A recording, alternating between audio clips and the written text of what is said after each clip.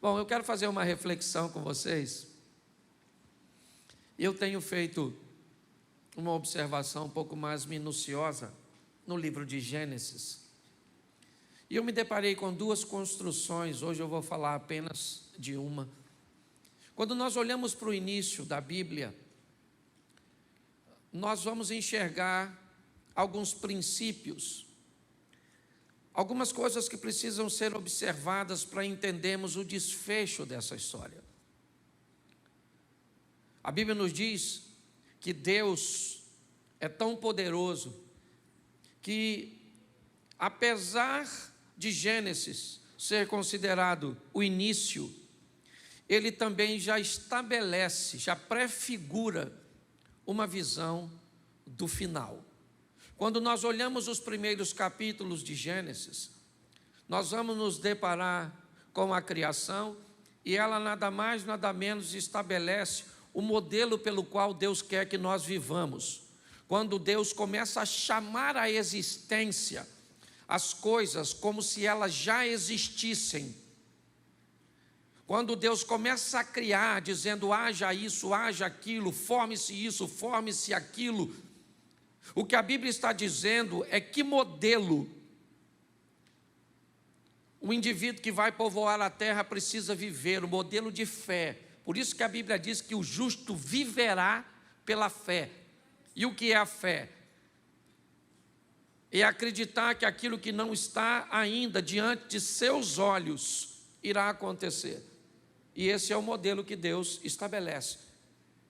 A primeira coisa que Ele faz, e também nos serve por modelo, é trazer à luz a claridade, o esclarecimento.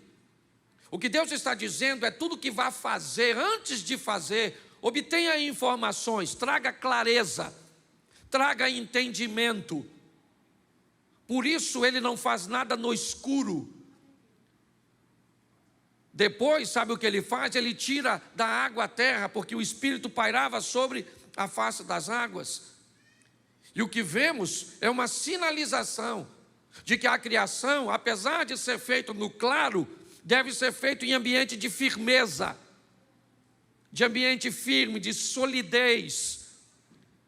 Muitas pessoas não obtêm sucesso em nada na vida, porque constrói tudo em ambientes movediços, de insegurança, de escuridão.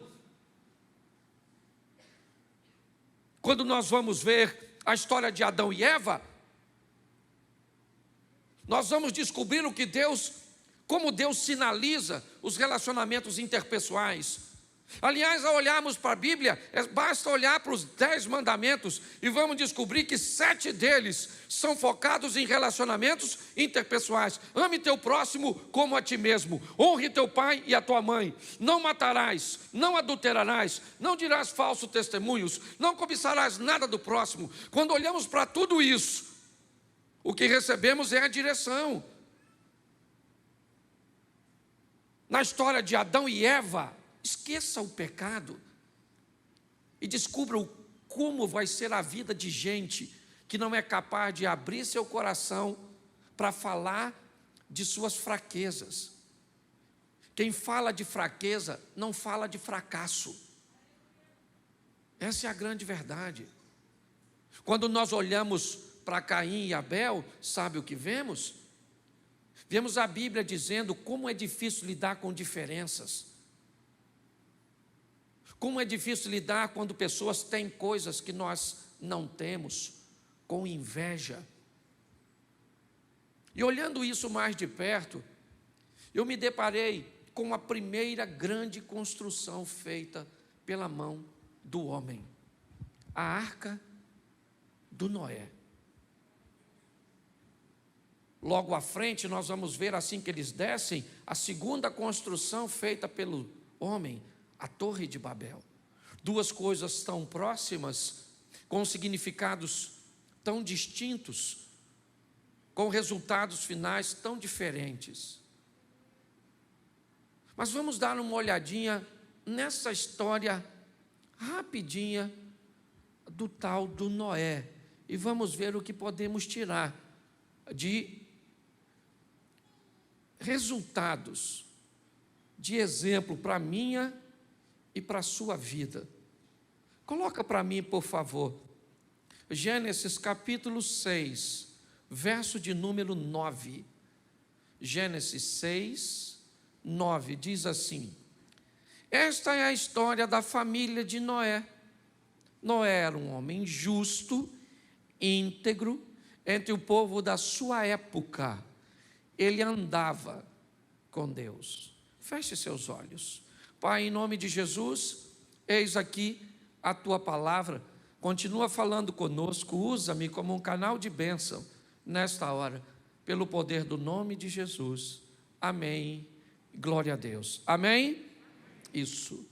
A minha tradução diz que Noé era alguém perfeito em suas gerações. Ele era justo e perfeito em suas gerações. Me parece que a história de Noé tem muito a ver com o passado. Quando nós olhamos, por exemplo, para o pai de Noé, Lameque, eu não sei te dizer o que ele fez, mas quando Noé nasce, ele lança uma palavra profética para seu filho de forma extraordinária, dizendo que aquele menino iria fazer diferença na sua geração, e fez. Quando eu olho para o avô de Noé, eu me deparo com nada mais, nada menos que Matusalém. Pastor, o que Matusalém fez? Eu não sei, mas a Bíblia diz que esse cara viveu 969 anos. Nem sei se isso é possível, se a contagem é como a nossa. Eu só sei que se eu olhar para um dos mandamentos, eu vou entender que o camarada que tem longevidade de vida é o que honra pai e mãe. Então eu poderia até dizer, mesmo num contexto meio movediço, que Matusalém era alguém de honrar família. Mas o bisavô de Noé era nada mais, nada menos que Enoque. Um homem que andou com Deus e foi levado em glória. Pastor, o que você está querendo dizer? Que Deus está dando o perfil desse cara. E diga-se de passagem, não chega nem perto do nosso. Porque se a gente for depender de um pai, muitas vezes, para ser bem-sucedidos, se nós formos necessitarmos de um avô ou de um bisavô para sermos bem-sucedidos, nós estamos lascados. Então, quando nós olhamos para o exemplo desse cara, é fácil.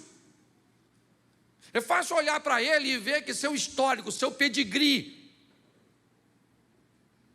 seu sucesso em ser colocado no rol dos heróis da fé dos hebreus. Olhar um homem que fez a diferença, que construiu a primeira grande obra realizada por um homem, e não foi algo pequeno. Nós olhamos e dizemos, esse cara fez porque tinha um contexto familiar que lhe dava a base para isso. Tá bom, mas eu não tive. Você não teve. Você teve um pai cachaceiro, negligente, certo? Você teve alguém que, muito pelo contrário, você deve evitar copiar. Então, como é que eu vou olhar para a minha vida e vou pegar esse texto bíblico e vou dizer que eu tenho condições de fazer a diferença? Que eu vou viver o que ninguém na minha família viveu? Que eu vou andar com Deus se minha mãe não andou, se meu pai não andou, ou se anda de qualquer maneira? Ou se alguém dos meus foi pastor, mas foi um pastor de qualquer jeito? Ou se minha família é toda desestruturada? O que é que a Bíblia está querendo me dizer quando me dá como referência um indivíduo tão perfeitinho, para que eu estabeleça como parâmetro? Por que Noé andava com Deus? É fácil. Porque Lameque andava com Deus, porque Matusalém andava com Deus, porque Enoque andava com Deus. Agora, como é que você vai andar com Deus? Como é que isso vai acontecer com você? Aqui já poderíamos ter uma boa desculpa para justificar a nossa superficialidade em relacionamento, nossa imaturidade em sensibilidade. Quando olhamos para esse texto, se não colocá-los da forma correta, nós já vamos achar aqui um excelente limitador para mim e para você. Mas não é disso que eu vim falar. Eu vim falar que não interessa se você tem pedigree ou não, chegou a sua vez de viver a sua história com Deus. E ela é altamente particular. Então, se você quer se colocar como um produto do meio, tem todo o direito. Só que a Bíblia diz que Noé vivia no meio de uma geração corrompida. Mas ele resolveu se manter. Ah, pastor, mas o senhor mesmo já disse que ele resolveu se manter, por quê? Porque todo mundo na igreja do Noé era crente pra caramba, porque os vizinhos do Noé eram crente pra caramba, porque o Noé estudou no colégio ali, que todo mundo era crente. E eu não. Beleza, e daí? É essa justificativa que você quer? Então deixa eu te dar um texto bíblico simples para você observar. Observe aí, por gentileza, Romanos 12, 2. Coloque para mim aqui. Romanos capítulo 12, verso 2. E não vos conformeis com este mundo, mas transformai-vos pela renovação do vosso entendimento, para que experimenteis qual seja a boa, agradável e perfeita vontade de... Preste atenção aqui. Você não teve pedigree, mas você tem a palavra de Deus. Você pode até não ter uma família estruturada, mas você tem uma Bíblia que te inspira a viver de uma forma diferenciada. Então pare de criar desculpas de que o seu sucesso tem a ver com coisas que te deixaram de herança, porque uma herança só é sua se você tomar posse. Quando eu olho para a história desse camarada, a primeira coisa que eu vejo é a capacidade que ele tem de lidar com um ambiente hostil, tóxico, difícil, e ele está em todo lugar, irmão. Hoje nós chegamos na igreja onde deveríamos encontrar só gente crente, cheia de Deus, coração solícito, não é? Gente piedosa. É isso que as pessoas esperam quando chegam na igreja. Chega na igreja e lida com uma situação totalmente oposta. Vem para o culto, senta do lado de alguém que não presta atenção, fica no celular. Senta no culto, às vezes você chega aqui, alguém está no WhatsApp, está conversando, fica te encostando. E nós temos, aí você sai da igreja, oh meu Deus, vamos para casa. Aí em casa é uma tribulação. Aí vai trabalhar, 2 tribulações. Aí vai para o trânsito, 3 tribulações. Como é que nós vamos ser crentes num ambiente desse? Pare e pense nisso. Muitas pessoas não conseguem sobreviver a esses desafios.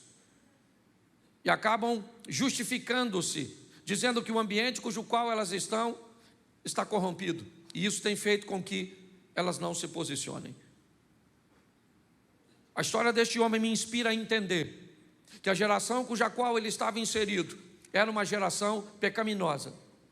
Mas ele conseguiu sobreviver. E ele, porque tinha uma estrutura para familiar. Mas nós, porque temos o Espírito Santo de Deus. Se eu desse oportunidade para... Quantos aqui tem uma história triste para contar? Levanta a mão. Glória a Deus. Não dá nem para eu dar oportunidade. Senão o culto não acaba nunca mais. Porque quem não tem hoje vai ter amanhã, sim ou não? Então, meu querido, se você quer vir aqui, não, pastor, sofro muito.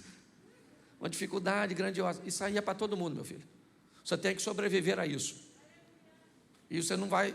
não tem história familiar, não tem vizinho, não tem parente, não tem... Então você tem a palavra de Deus, você tem os exemplos que Deus te deixou para viver. Posso ouvir um amém?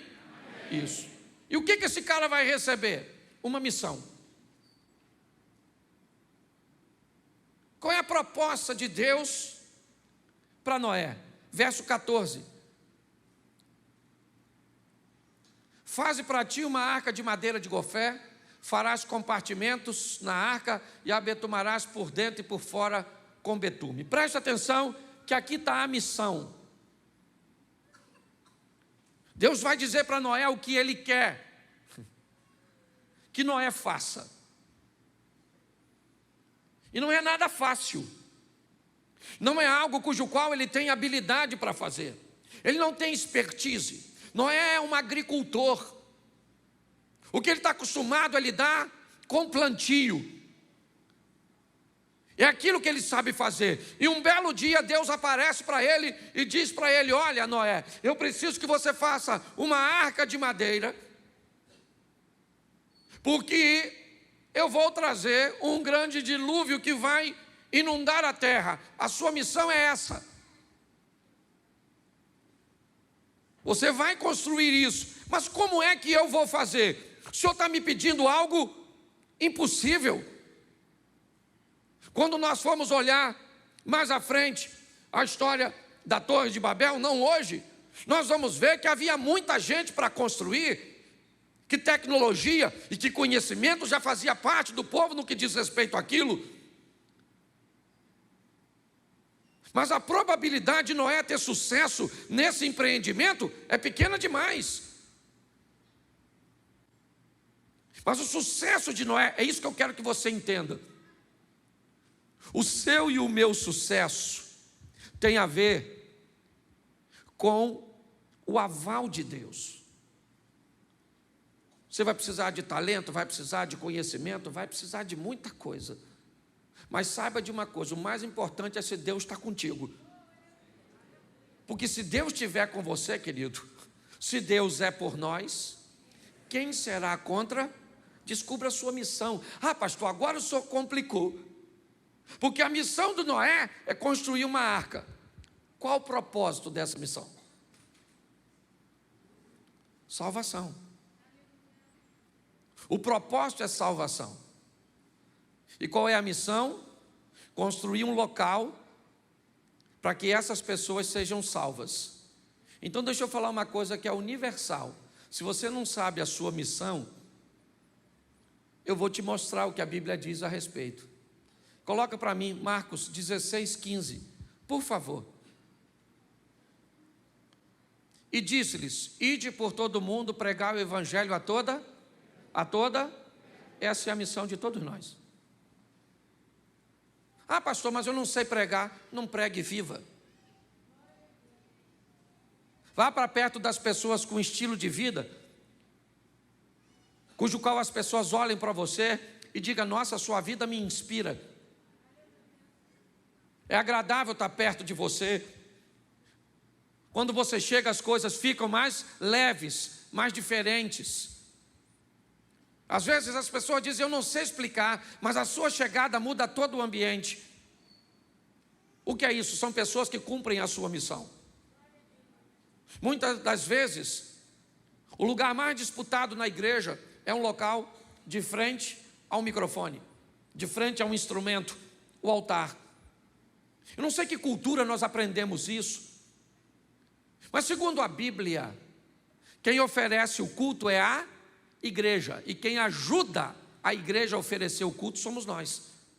O mais engraçado é que nós, que na verdade somos auxiliares do culto, que pregamos, que cantamos, que tocamos, que removemos oferta, muitas vezes nos achamos os mais importantes da história. Eu queria perguntar para você: você é tão importante que faria algum sentido eu estar falando aqui se tu não tivesse sentado aí? Você é tão importante que tem muita gente que prega que não gosta de pregar para pouca gente. Muita gente que canta que não gosta de cantar para muita gente. Você lidera o Manhã com Deus. Tem 60, 70, 100 pessoas. É qualquer músico que vem? É qualquer pregador que vem? É nada. Porque você é importante demais. Essa é a grande verdade. A nossa missão é falar para os outros o quê? Que Jesus está voltando, que tem um lugar para ele ser salvo. E você não precisa de microfone para isso. Ah, pastor, eu tenho vergonha de falar que Jesus salva, então fala que o diabo carrega. É a mesma coisa. Aí ele vai falar: mas eu não quero que o diabo me leve. Aí você diz: aí Jesus salva. Começa pela parte mais difícil. Certo?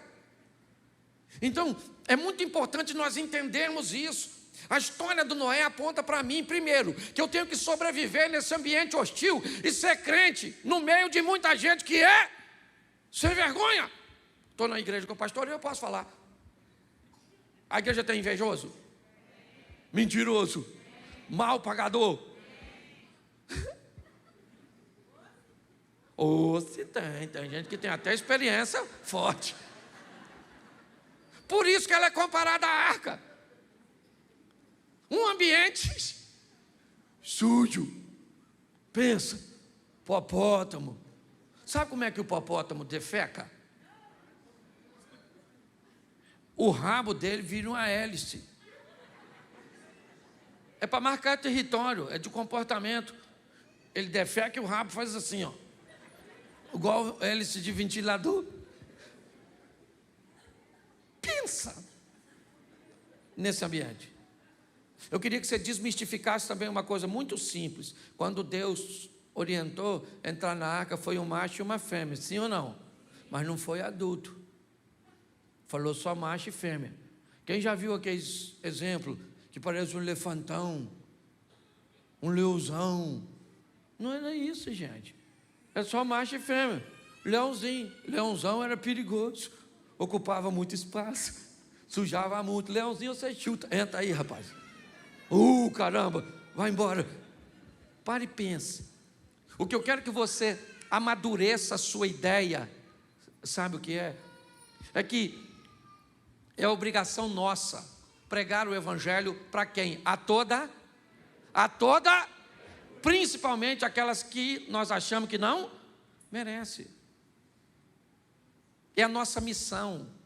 Se você não faz isso, querido, você ainda não sabe direito o que é ser crente, o que é ser cristão, é viver com Deus.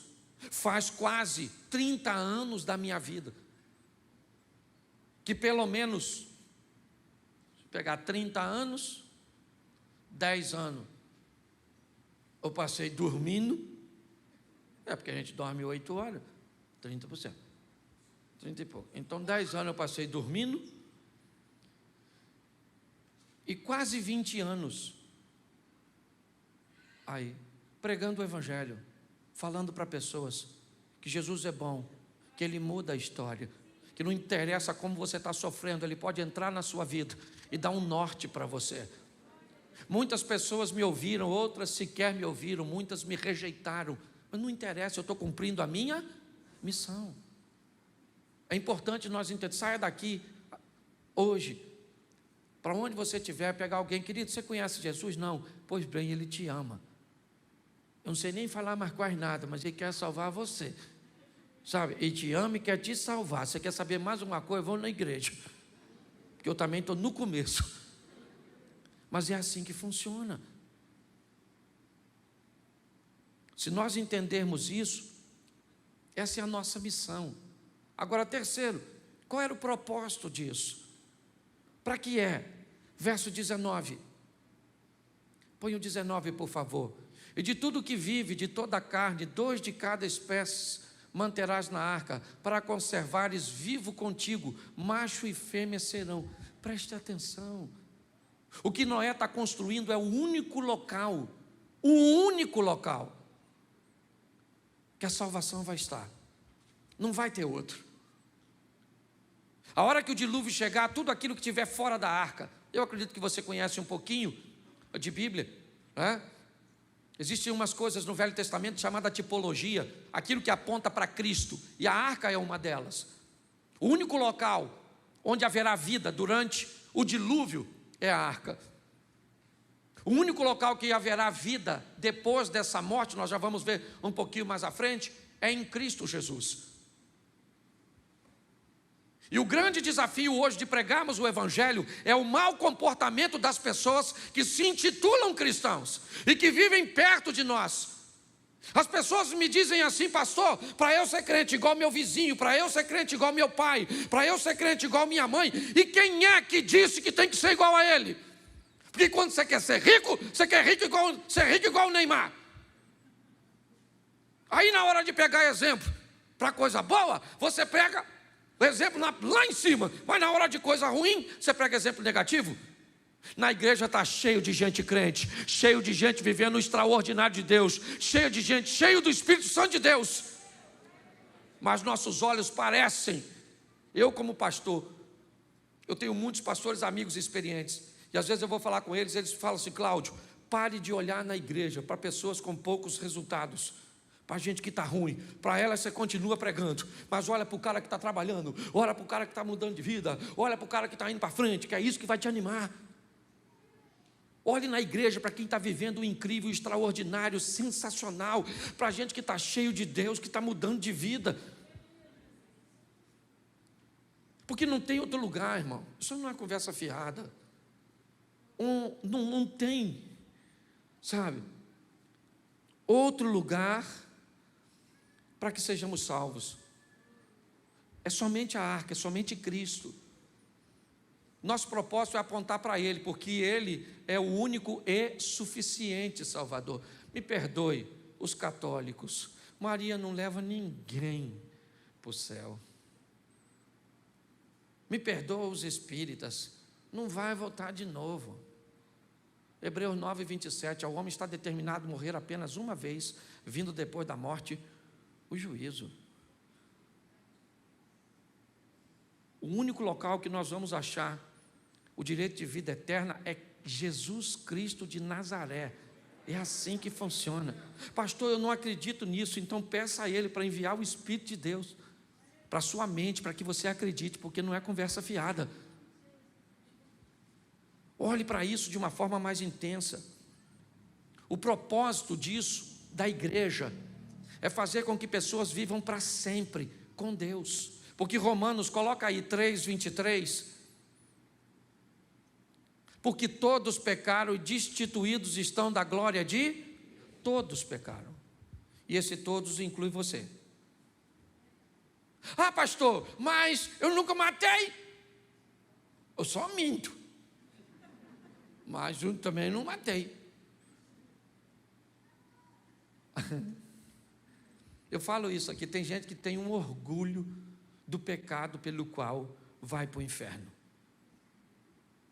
Não, igual o Covid está fazendo uma coisa que dá bastante, por exemplo. Quando alguém morre hoje, sabe o que você fala? Ah, morreu? Morreu, mas graças a Deus não foi de Covid. Infartou.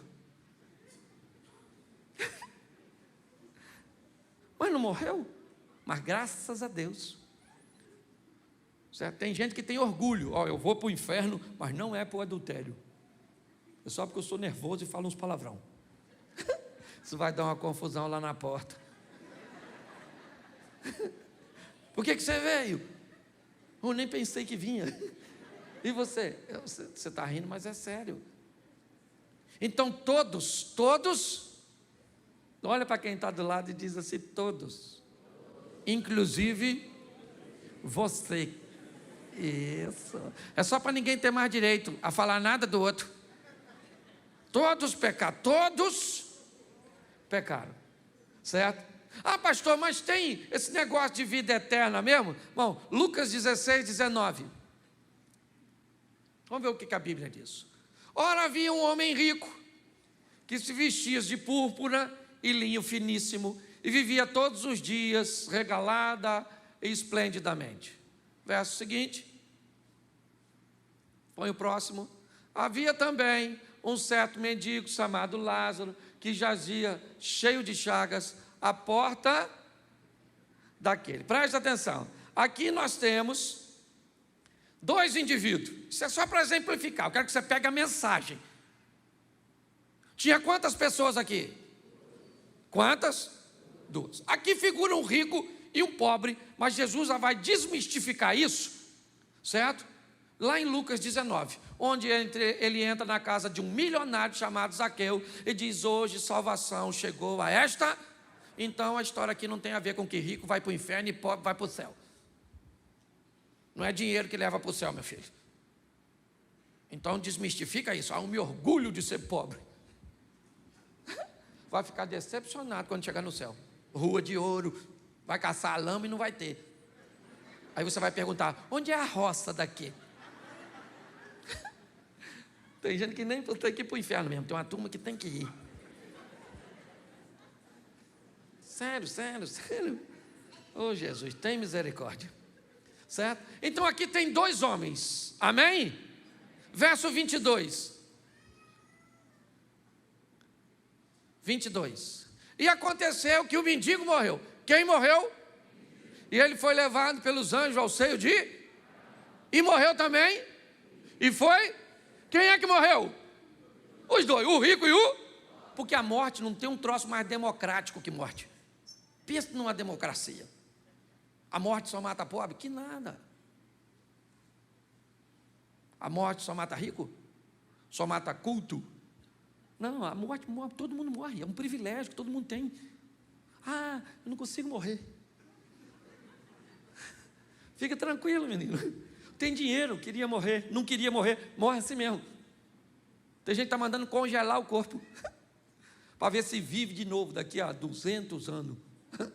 Quer ser primo do Highlander. Não vai rolar. Então não morreram os 2? Sim ou não? E agora, preste atenção. O texto vai dizer que todo mundo morre. E agora, o desfecho dessa história, eu não vou ler tudo, mas é de uma forma mais objetiva. Um no inferno e o outro no céu. Um no inferno e o outro no... A Bíblia diz que um está no seio de Abraão, o outro foi sepultado, está lá no Hades. A representação é céu e inferno. A Bíblia está dizendo que tem céu e inferno? Sim ou não? Sim ou não? Mas tem algumas pessoas que acham que não. Aí eu te pergunto, você acredita nas pessoas, no seu professor de filosofia? No documentário Alienígenas do Passado? No Lúcifer? Seriado? Quem é que assiste Lúcifer? Levanta a mão, você pode levantar, que aqui a gente não... Isso, legal aí, ó. Lúcifer. Quando eu era garoto, se eu falasse essa palavra em casa, não tinha dente na minha arcada dentária, só próteses. Você está rindo, mas é sério. Mas é céu e inferno. A Bíblia está dizendo que tem. E quem é que diz que não tem? Às vezes é alguém que sabe mais que a Bíblia. Apocalipse capítulo 2, verso 11. Coloca aí. Quem tem ouvidos, o que o Espírito diz, ao que vencer, não sofrerá o dano, não receberá o dano da... Preste atenção. Rico e Lázaro, os 2 estão vivos, ok? Os 2 morreram a primeira morte, sim ou não? A palavra morte está totalmente associada com separação. Porque o indivíduo morre, porque o espírito sai dele. Quando o espírito abandona um corpo, este corpo perde a vida. Todo o seu sistema de eletricidade, que faz o cérebro funcionar, o coração bater, ele se ausenta. Então, quando o espírito se separa do corpo, o corpo morre. E o que acontece com o corpo? Volta para... Mas entre corpo e espírito tem uma coisa chamada... E o que foi para o inferno e para o céu foi a alma do rico e a alma do Lázaro. Pastor, onde é que está o dano da segunda morte? Se a primeira é a separação do espírito do corpo, a segunda é a separação da alma de Deus. O que a Bíblia está dizendo é que a minha alma corre o risco de se separar de Deus, de ir para onde? Para o inferno. Pastor, há muito tempo que eu não escuto uma mensagem dessa, e nem esperava ouvir isso do Senhor. Pois é, querido, mas eu estou preocupado, porque nós estamos com a igreja lotada, mas me parece que o céu vai ficar basicamente vazio, porque o povo está fazendo o que quer, vivendo de qualquer jeito. Aí vem para a igreja porque eu sou engraçadinho, acha que eu vou dar moleza. Querido, cuidado que o Satanás está aí. Querendo o quê? Roubar, matar e destruir seu casamento, sua família, sua fé, te levar para onde ele está, porque a Bíblia diz que o inferno foi feito para Satanás e para seus anjos, mas ele não quer ficar sozinho, quer levar eu e você. Ah, pastor, mas é difícil. A tentação. Difícil só para tu?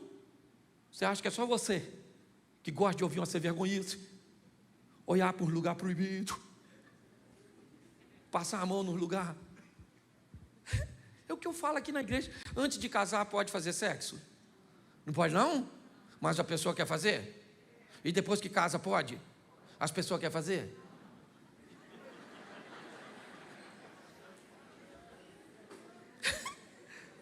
Pastor, só é engraçado.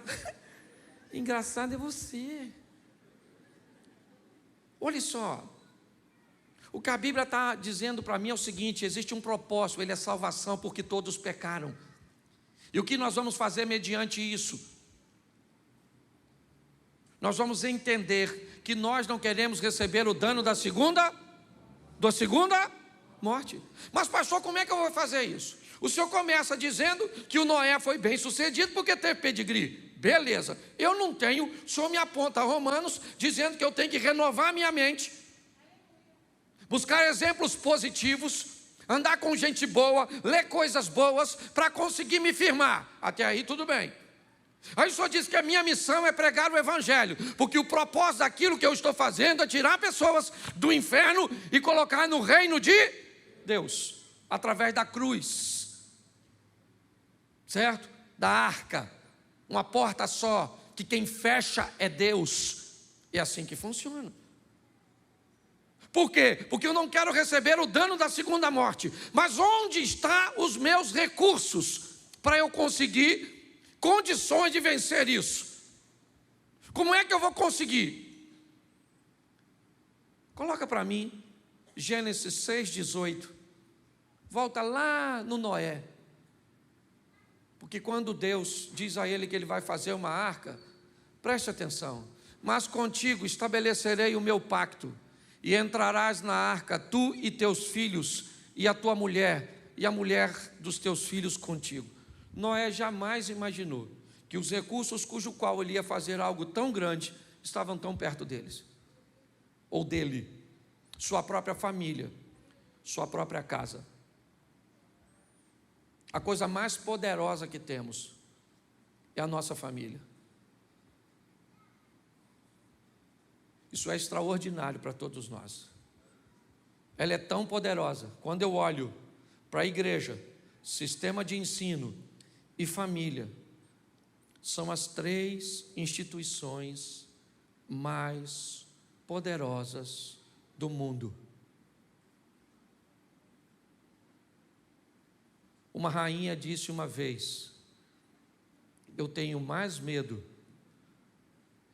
de crentes de joelho do que do meu exército de pé.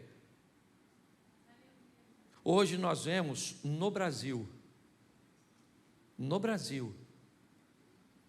um esquema sendo construído em cima de uma agenda para destruir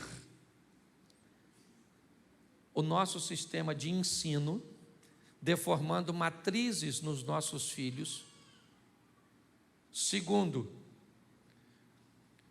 proibindo a igreja de pregar a verdade. E terceiro, desconstruindo os valores familiares. Me perdoe, você pode ir embora da igreja, mas se você quiser falar comigo e tiver argumento, meu gabinete está ali. O William pode até autorizar a subir.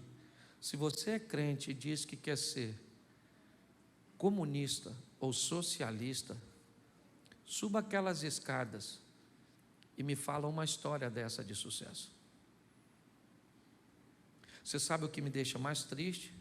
É que a maioria das pessoas que dizem que querem ser e que acham que é certo, nem sabe o que significa. nem sabe quais os países hoje, nem sabe quanto o povo teve que pagar. Esquece Bolsonaro, eu não sou bolsonarista, eu sou pró-governo, é diferente, eu sou pró-povo. Eu não quero o bem-estar de igreja, de crente, de hétero, de branco. Eu quero o bem-estar do povo. Nossa nação merece respeito e é isso que eu tenho pregado aqui. É assim que funciona. Mas nós temos que entender o valor da família, o valor da igreja, o valor do nosso sistema de ensino. E como é que eu vou combater tudo isso? Com a Bíblia, é verdade. Com conhecimentos gerais, eu tenho que saber o que está acontecendo. Um povo alienado, que não sabe quase nada, lê muito sobre o pouco e fala muito sobre o pouco que lê. E o Espírito Santo de Deus. Nós precisamos disso, gente, de Bíblia, de conhecimento bíblico. Sabe? Conhecimento bíblico. Meu Deus. Uma vez um garoto falou comigo assim: pastor, eu quero fazer uma tatuagem. E eu falei: por quê? Olha o argumento, não esquece a tatuagem. Tatuagem não é pecado. Eu só acho que tatuagem é coisa de gente que devia morrer novo. Esse é o meu. O que você acha de tatuagem? Eu falei: a tatuagem é gente que devia morrer assim com 30 anos. Por quê? Porque quando vai ficar velho, eu vi uma rosa esses dias. Nas costas de uma velha, eu achei que botaram inseticida. Eu falei: alguém espirrou um spray de inseticida, mas assim, já, as pétalas. Aqui nas costas da dona. Então não tem nada contra a tatuagem. Eu não faria porque eu não estou afim de morrer cedo. Sabe, as pessoas fazem assim, mas eu acho que é até bonito, sim ou não? Mas na pessoa quando tem um braço maneiro, umas coisas maneiras, né? Tem gente que faz numas partes para ninguém ver. Aí é maneiro, que só ela vê, fica velha, ninguém vê. Fica no oculto, do escondido, do profundo, na verdade. Mas esquece, não estou condenando aqui, não estou condenando não, ok? Até porque eu não tenho nem texto bíblico para isso, eu estou só dando um exemplo. Mas um garoto foi e falou comigo que fez uma tatuagem, ele achava que era pecado, e ele me disse que tinha feito porque Jesus tinha tatuagem. E aí eu queria saber a profundidade do conhecimento teológico do irmãozinho. E ele me disse que a Bíblia diz que ele tinha na coxa escrito Rei dos Reis e Senhor dos Senhores. E eu disse para ele que também esse indivíduo da coxa escrita tinha cabelo branco, olho de fogo e uma espada saindo da boca. Por que é que ele não fez os outros 3? E ele começou a rir. Conhecimento bíblico nos faz entender que o que estamos fazendo primeiro não é pecado ou é pecado. E quando alguém vier com a historinha para nos confundir a nossa mente, nós temos conhecimento bíblico. Nós precisamos de uma igreja que leia a Bíblia. Quem aqui lê a Bíblia? Glória a Deus. Quem aqui já faz mais de um ano que não toca na Bíblia? Levanta a mão, por gentileza. Aqui ninguém. Isso aí. Tem gente.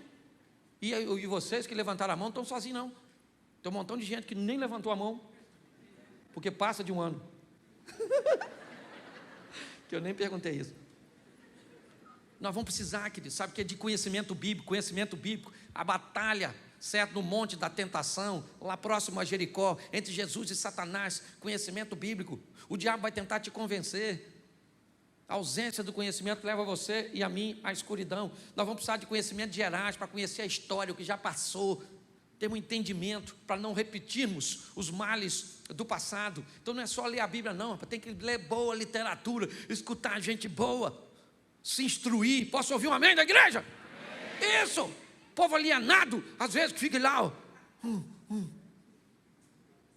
pode usar calça comprida, por quê? Mulher não pode cortar o cabelo. Vai para a África. Vai, aquele cantinho da África.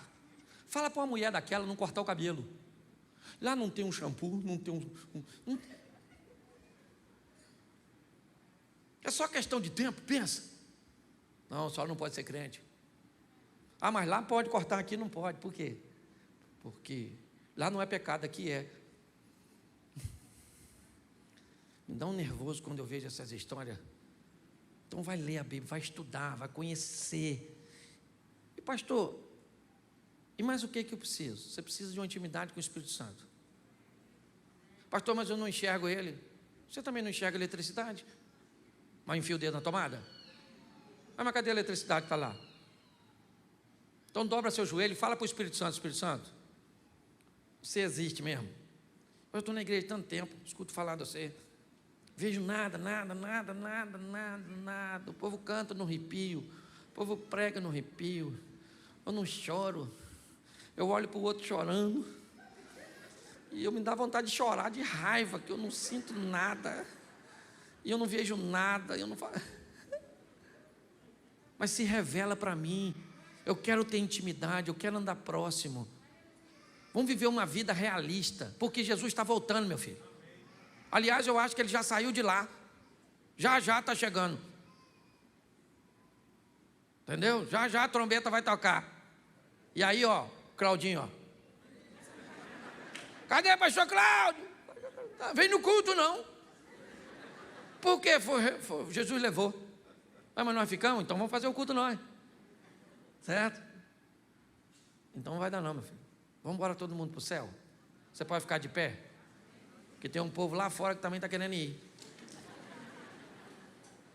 Quando você sair, você sai pela porta, né, de trás, o povo vai entrar por aqui, o pessoal lá de trás sai primeiro, 30, 40 segundos eles saem e dá para você sair. Feche seus. Você quer caminhar conosco, aquela sala ali atrás do cameraman, nós temos um pessoal lá para te receber, passe lá e diga: ó, já estou caminhando com vocês aqui, estou querendo dar uma olhada em vocês mais de perto, para ver se dá para ser crente com vocês, estou meio decepcionado de onde eu vim, não entendo direito o evangelho, mas estou interessado em caminhar aí com vocês. Então, dá um pulinho naquela sala, fale lá, ok?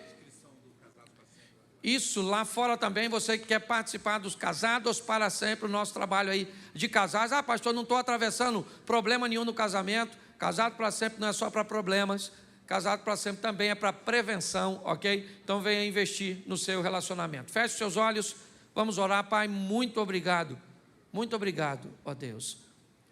Muitas vezes nos faltam recursos, nós gostaríamos de ter vindo e criado num lar totalmente bem estabelecido, mas isso não foi possível para a maioria de nós. Mas não é por isso que nós vamos deixar de ser crente, porque exemplos positivos nós temos na Tua Palavra, o Teu Espírito Santo nós temos como companheiro, a Bíblia nós temos como manual de fé e prática. Abençoa-nos, ó Deus, que tenhamos o entendimento que não basta a salvação apenas para nós, mas que há uma missão em pregar o Evangelho, com um propósito de salvar vidas, e os recursos o Senhor tem nos entregue através da Tua Palavra, dos conhecimentos e do Espírito Santo. Leva-nos aos nossos lares para uma semana de bênção, uma semana de vitória. Que o grande amor de Deus, nosso Pai, a graça de nosso Senhor e Salvador Jesus Cristo e as doces consolações do Santo Espírito de Deus seja para com todo o povo do Senhor. E todos digam: